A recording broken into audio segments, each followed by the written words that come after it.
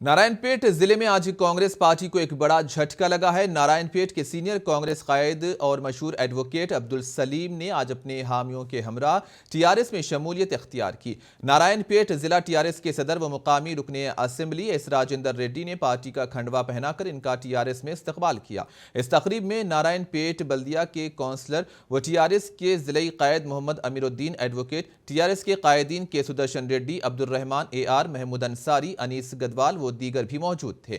इस मौके पर खिताब करते हुए एस राजेंद्र रेड्डी ने कहा कि बेदाग और अच्छे काबिल अफराद को टीआरएस में शमूलियत की दावत दी जा रही है। इस जिमन में सलीम एडवोकेट की भी दावत दी गई और उन्होंने इसे कबूल करके नारायणपेट की हमाजहत तरक्की के लिए मिलकर काम करने पार्टी में शमूलियत इख्तियार की।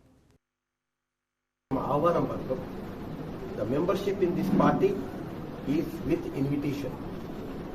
మేమే పలానా వాళ్ళు మంచి వాళ్ళు వీళ్ళైతే ప్రజలకు సేవ చేస్తారు అనుకున్న వాళ్ళకి మేమే ఇన్వైట్ చేసి పార్టీలకు తీసుకుంటాం. ఆ కోవకు చెందిన వాళ్ళని మేము తీసుకుంటాం. ఆ కోవకు చెందిన వాడే సలీం అడ్వకేట్ అని చెప్తున్నాం. ఎందుకంటే ఆయన ఎన్నోసార్లు మేము కలిసి మాట్లాడినాం, ఎన్నో డెవలప్మెంట్ గురించి మాట్లాడినాం, చాలా సత్సంబంధాలు ఉన్నాయి.